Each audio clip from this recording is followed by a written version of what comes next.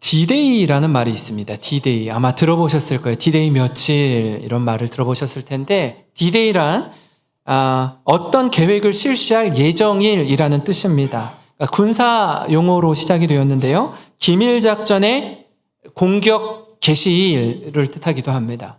지금 러시아 우크라이나 전쟁이 오랜 시간 계속되고 있고 또 최근에 이스라엘과 팔레스타인 이 하마스의 전쟁이 시작되었습니다. 전혀 예상하지 못한 공격으로 인해서 이 양쪽이 엄청 대립각을 세우고 참 세계적으로 불안하고 또 두려움에 사로잡혀 있는데요. 사실 이 D-Day라는 말의 원을 보면은 2차 세계대전이 일어날 때 독일이 엄청난 세력을 확장하고 있었고 유럽 연합국이 수세에 밀리기 시작했습니다.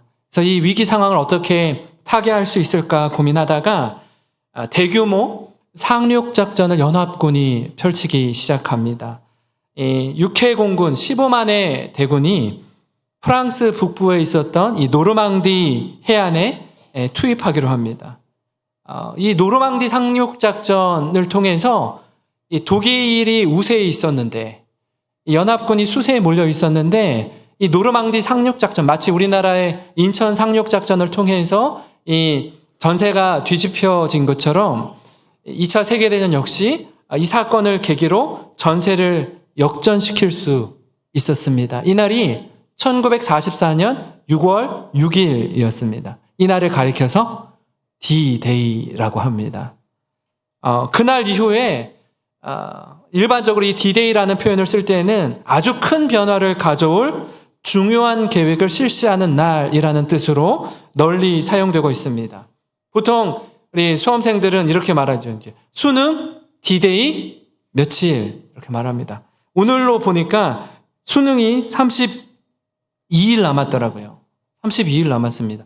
새생명축제 우리가 11월 8일 날 또 12일 날 하게 되는데 11월 8일을 기준으로 볼 때 새생명축제는 D-Day 24일 남았습니다.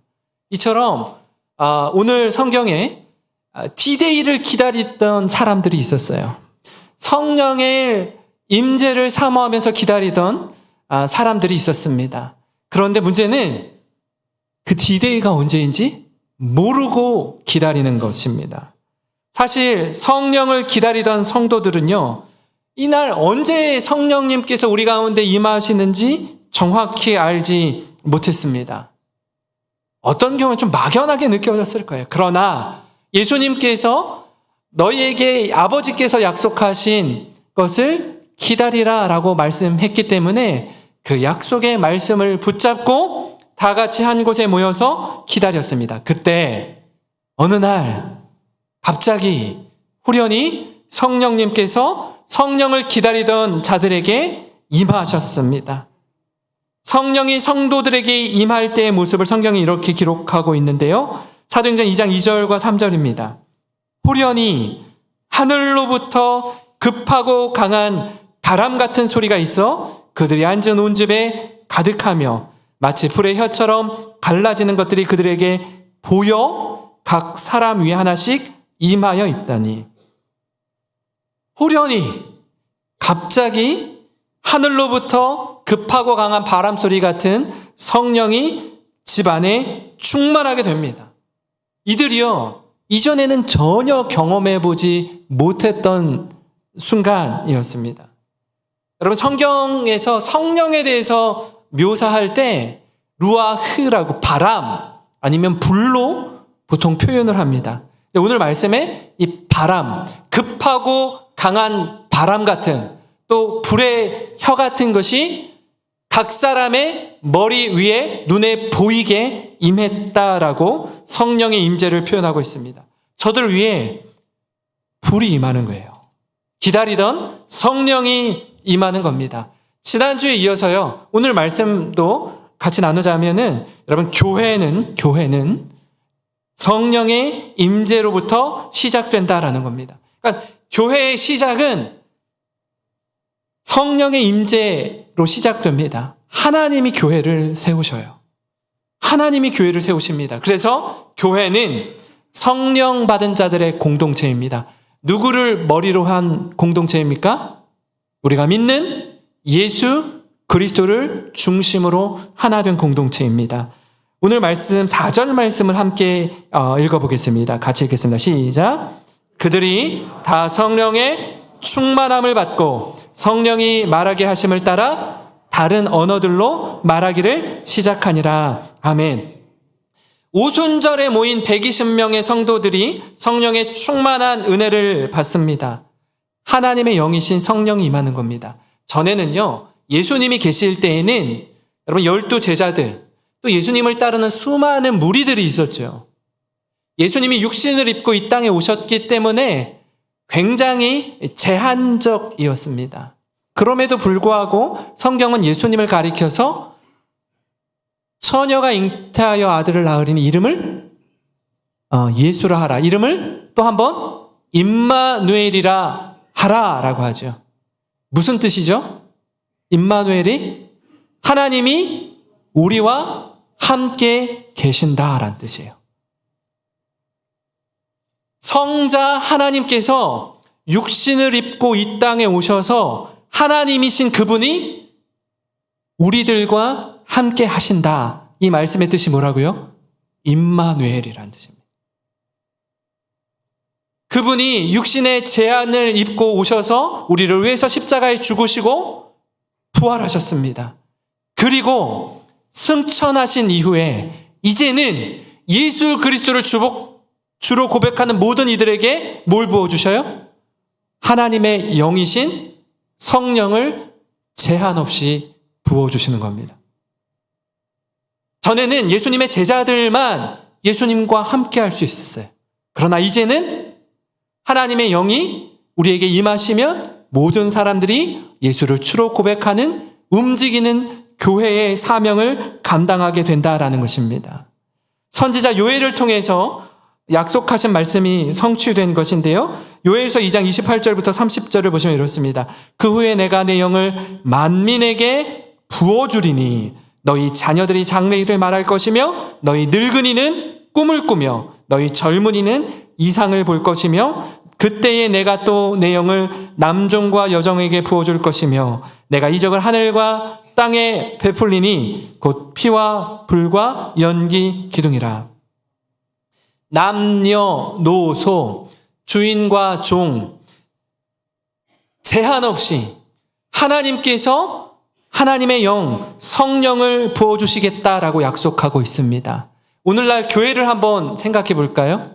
젖먹이 어린아이에서부터 연세 지긋한 어르신에 이르기까지 모두가 함께하는 공동체가 바로 교회입니다. 하나님이 모두에게 예수 그리스도를 주로 고백하는 모두에게 성령을 부어주시는 줄 믿습니다. 이게 바로 초대교회가 어떻게 태동되었는가를 보여주는 것입니다. 그렇기에 여러분 오늘날 교회는요, 성령 안에서 하나님의 영이신 성령을 중심으로 하나됨을 이루어야 합니다. 에베소서 4장 3절 말씀으로 한번 같이 읽겠습니다. 시작. 평안에 매는 줄로 성령이 하나 되게 하신 것을 힘써 지키라. 아멘.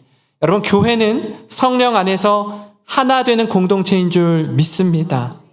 여러분 어떤 경우에라도 하나됨을 힘써 지켜야 합니다. 그것이 바로 교회를 향한 하나님의 뜻입니다. 그런데 가끔 이 하나님의 뜻보다 자신의 생각이나 경험이나 계획을 더 앞에 세우는 분들이 있습니다.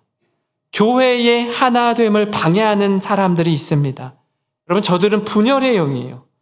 틈만 나면 아주 조금의 틈이라도 생기면 교회의 하나됨을 깨뜨리고 공동체를 흔들려고 합니다. 사랑하는 성도 여러분, 성령의 임재로 세워진 교회가 그리스도의 사랑 안에서 하나 되기를 간절히 소망합니다. 남녀노소를 막론하고 예수님을 주로 고백하는 공동체가 바로 교회입니다. 교회를 한번 가만히 들여다보세요. 너무나 다양한 사람들이 예수님 안에서 함께 어우러져서 예배를 드립니다. 세상에 어디를 나가보세요. 가정과 교회를 제외하고요. 이렇게 다양한 연령의 사람들이 하나 되어서 함께하는 공동체는 보기가 어렵습니다. 그죠? 왜요? 가정과 교회를 누가 세우셨어요? 하나님이 세우셨어요. 하나님이. 아담과 하와를 지으시고 하나님이 최초의 주례자가 되어주셨습니다. 그렇게 가정을 세우셨고요. 성령의 임재를 통해서 교회를 세워주셨습니다. 그래서 다양함이 있고 독특함이 있습니다. 그래서 여러분, 가족 안에서도 때로는 마음이 맞지 않는 사람이 있을 수 있어요.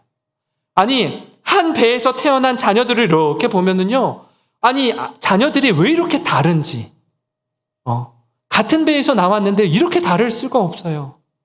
그러나 하나님이 가정이라는 울타리로 하나 되게 하셨습니다. 교회도 마찬가지입니다. 이 다름을 혹 틀림으로 오해해서 여러분 이렇게 편가르기 하듯이 나뉘어지면 안 됩니다. 하나님 마음을 아프게 하는 것입니다. 여러분, 다름은 틀림이 아닙니다. 이 다름을 통해서 아름다운 조화를 이루며 하나님이 기뻐하시는 교회로 세워지기를 간절히 소망합니다. 여러분, 이 일에 마음껏 주님 앞에 쓰임받는 저와 여러분이 되기를 주님의 이름으로 축원합니다. 여러분, 그런가 하면 성령이 어떻게 역사하는지 우리가 좀 더 같이 살펴보기를 원하는데요. 첫 번째로 성령 임재의 특징은 각 사람 위에 임한다라는 거예요. 성령의 역사는요, 이 자리에 모여 있지만 이렇게 하나로 그냥 두루뭉실하게 임하지 않고요. 하나님께서 인격 대 인격으로 각 사람의 위에 임하게 하신다라고 말씀하고 있습니다. 오늘 말씀 3절인데요. 마치 불의 혀처럼 갈라지는 것들이 그들에게 보여 각 사람 위에 하나씩 임하여 있더니, 불의 혀처럼 갈라지는 것, 쉽게 말하면 불꽃이 성도들 한 영혼 한 영혼 위에 임하는데 눈에 보일 뿐 아니라 각 사람 위에 임했다라고 이야기하고 있습니다. 한번 제가 이렇게 가만히 묵상하면서 그런 생각이 들더라고요. 하나님은요, 한 사람 한 사람을 만나주셔요. 공동체로 함께 있지만 또 그 사람의 놀라운 특징과 성품을 있는 그대로 받아주시고 우리를 용납해 주시는 분이 하나님이신 줄 믿습니다. 성령의 임재 가운데 저들 각각이 놀라운 인생의 전환점, 터닝 포인트를 경험하게 됩니다. 평생에 잊지 못할 감격적인 순간입니다. 어떻게 저들이 이 순간을 잊을 수 있겠습니까? 이를 통해서 완전히 새롭게 되는데, 전에는요, 이 베드로가 자, 예수님, 주님 죽기까지 주님을 따르겠습니다 라고 말했던 베드로가 어떻게 하죠? 이렇게 불을 쬐고 있다가 예수님이 신문당하고 고난받을 때에 여종이 너 예수의 제자 맞지? 너 말하는 것과 행동하는 것을 보니까 제자 맞는 것 같은데, 이렇게 얘기하니까 어떻게 하죠? 모른다라고요. 나 예수님과 상관없는 사람이다. 세 번째는 뭐라고 하죠? 예수님을 저주하여 맹세하여 가로되 나는 저 사람 모릅니다. 그랬던 베드로였습니다.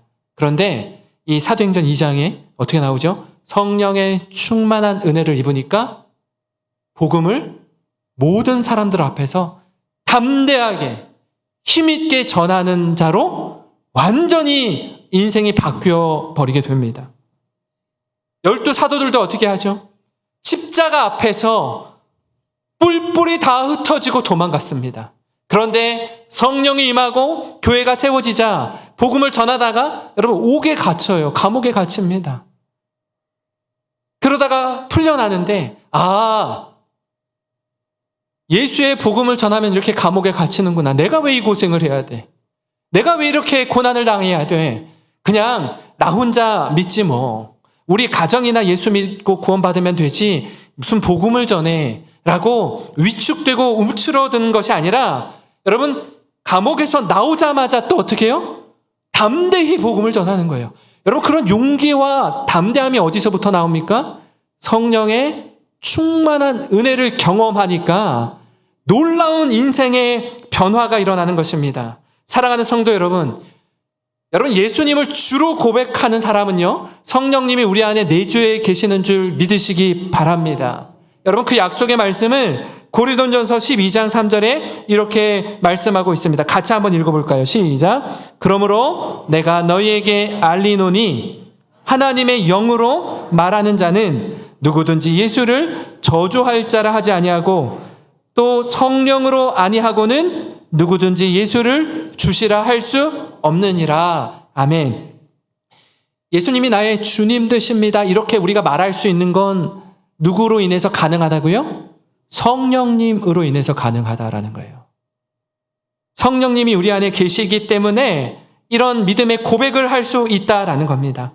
여러분, 그렇기에 성령님이 함께하는 자로 인격과 삶이 변화되는 우리 모든 성도님 되시기를 주님의 이름으로 축원합니다. 여러분, 그런가 하면은 성령의 임재를 통해 경험하는 두 번째 특징은 모두 다 성령의 충만함을 받는다라는 거예요. 앞서 성령은 각 사람 위에 불같이 임했다라고 이야기했습니다.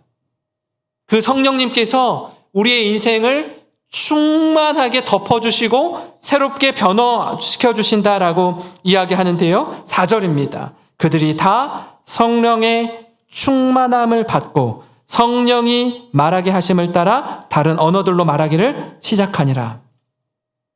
여러분, 여기서 성령의 충만함을 받았다라고 하는데 이 성령 충만이 무슨 뜻일까요? 성령 충만. 성령 충만이란 우리를 성령님께서 완전히 다스리는 상태를 일컫습니다.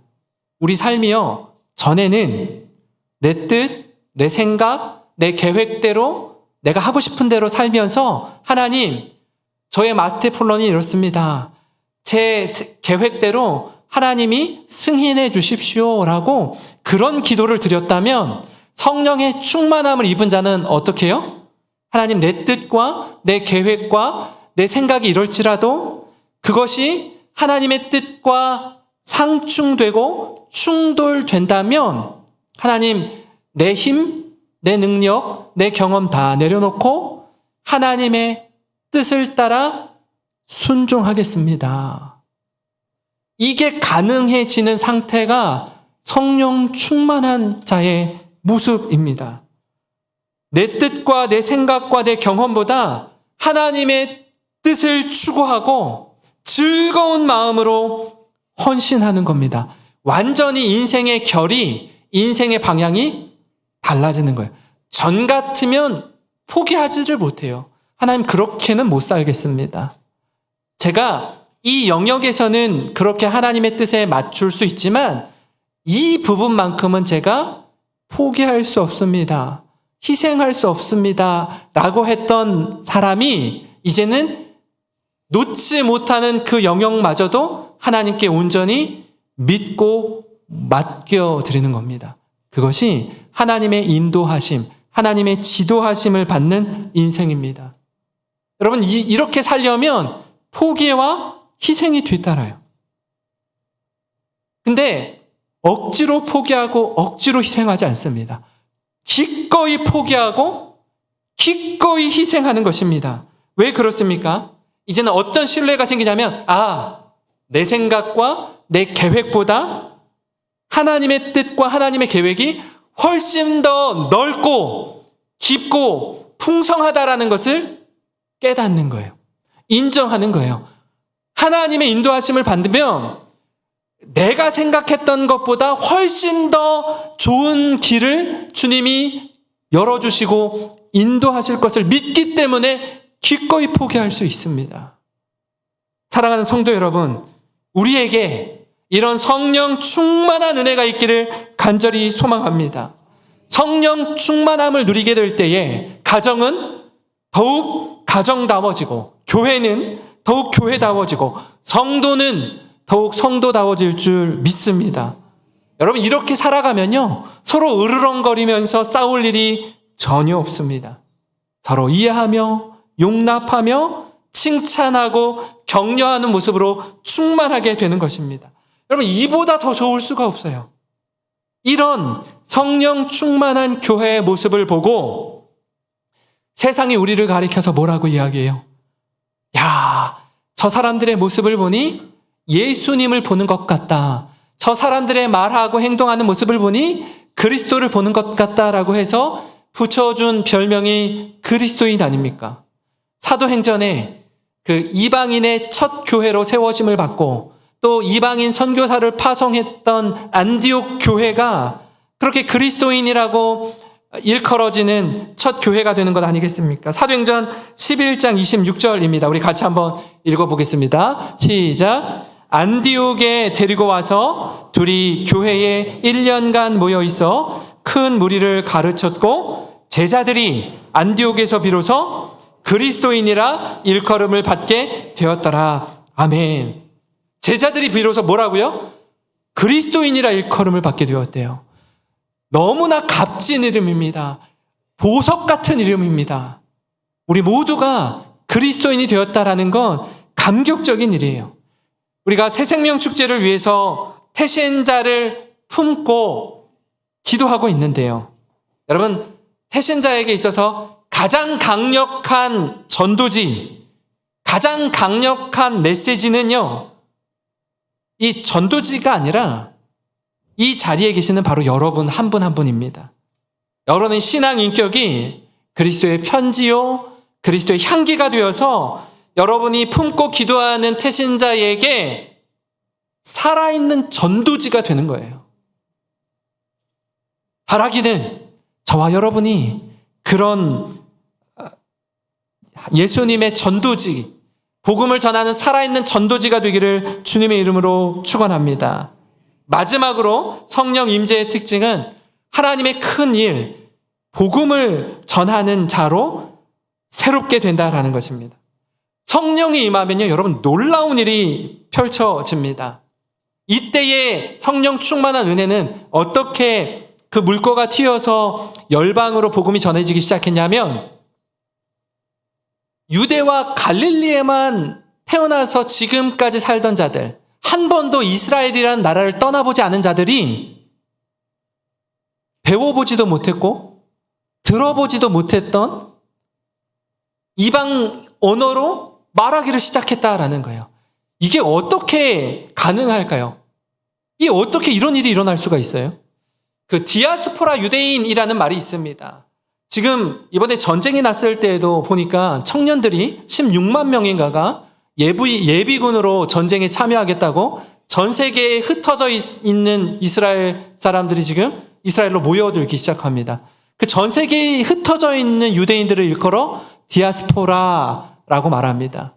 유대인보다 이 대한민국 사람들이 전 세계에 더 많이 흩어져 있습니다. 디아스포라 한국인입니다.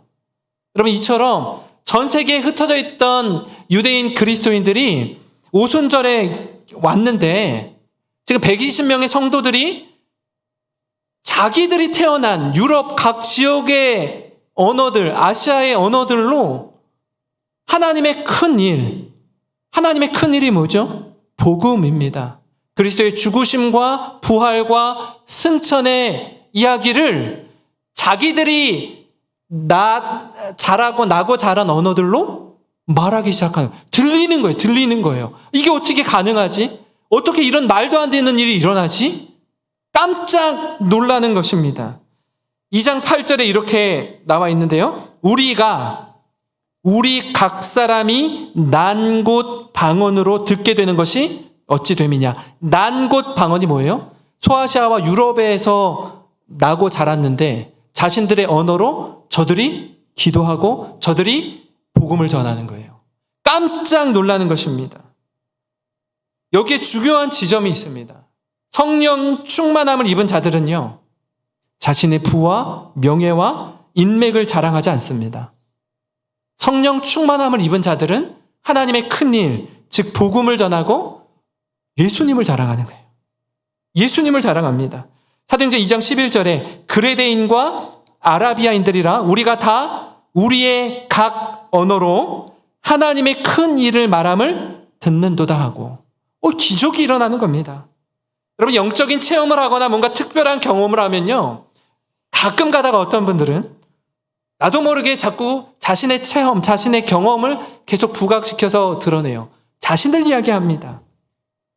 그 언어 속에 하나님의 복음이 나타나지 않습니다. 그러나 성령의 임재 가운데 나타나는 가장 큰 특징이 뭐예요? 다른 언어로 어떤 말 하죠? 복음을 전하는 겁니다. 하나님의 큰 일을 이야기하는 거예요. 하나님이 나를 어떻게 만나주셨는지, 그 만나주신 그 하나님의 놀라운 역사로 말미암아 내 인생이 어떻게 변화되었는지, 그 하나님의 이름을 높여드리고 찬양하는 것입니다. 성령으로 하나 된 공동체에 나타나는 가장 큰 특징이 뭡니까? 바로 이 복음을 전하는 거예요. 복음을 전하는 것입니다. 복음 안에서 하나 되는 것입니다. 저는 우리 영생교회가 이 복음을 전하는 일에 이 전초기지로 이 군산시 복음화를 위해서 존귀하게 쓰임받는 우리 교회, 우리 모든 성도님이 되시기를 간절히 소망합니다. 교회의 존재 목적은 우리끼리 잘 먹고 잘 사는 것에 있지 않습니다. 제가 이 부산에 가서 이 로드맵 플러스 세미나를 듣고 여러 이야기를 들으면서 들은 이야기 중에 하나 충격적인 얘기가 있었어요. 그게 뭐냐면, 교회에 오랜 동안 신앙생활한 성도들 가운데는요, 교회가 부흥되는 걸 원하지 않는 성도들이 제법 많이 있대요. 제가 이 얘기를 듣고 너무 충격받았어요. 아니, 왜요? 아니, 왜? 하나님을 믿는 사람들이, 하나님을 알지 못하는 자가 하나님을 믿고 예수 믿고 구원받는 자들이 가득해지는 것을 왜 싫어하죠? 물었더니 이렇게 얘기하는 거예요. 담임 목사가 나에게 더 관심 가져주고 나를 더 알아주어야 되는데 그 에너지가 새로운 사람들에게 분산되기 때문에 싫다는 거예요. 심지어 어떤 경우는 장로님들도 그런 분이 있대요. 교회가 커지고 부흥하고 예수 믿는 사람이 많아지는 거 원치 않는다 이거예요. 담임 목사가 나한테 더 신경을 못 쓰기 때문에. 우리끼리 우리 안에 울타리를 짓고 사는 거예요. 복음 전하는 거 뭐 내가 구원받는데 우리 가족 예수 믿으면 됐지 뭐가 필요하는 거예요. 그러면 여러분 교회는요 무너지게 되어 있어요. 건강한 교회가 될 수가 없습니다. 여러분 우리가 수요 전도대가 매주마다 나가서 복음을 전하고 우리가 1년에 한 번씩 국내 선교와 해외 선교를 통해서 어린아이에서 어르신에 이르기까지 나가서 복음을 전하는 모든 세대가 이 일에 함께하는 것, 교회의 존재 목적을 계속해서 부릴 듯 일으키는 것인 줄 믿습니다. 새로 오는 사람들, 낯선 분들을 보시면요, 여러분 가서 먼저 인사해 주시고 얼마나 어색하겠어요. 아는 사람이 아무도 없어요. 먼저 인사하고 따뜻하게 맞이해 주시고 하나 될 때에 그 교회가 하나님 기뻐하시는 교회가 될 줄 믿습니다. 이 교회가 그런 교회 되기를 소망합니다. 지난 54년 동안 하나님께서 인도해 주신 것처럼 새로운 50년의 역사 가운데서도 하나님의 축복의 통로로 마음껏 복음을 흘려보내는 그런 영생교회 모든 성도님 되시기를 주님의 이름으로 축원합니다.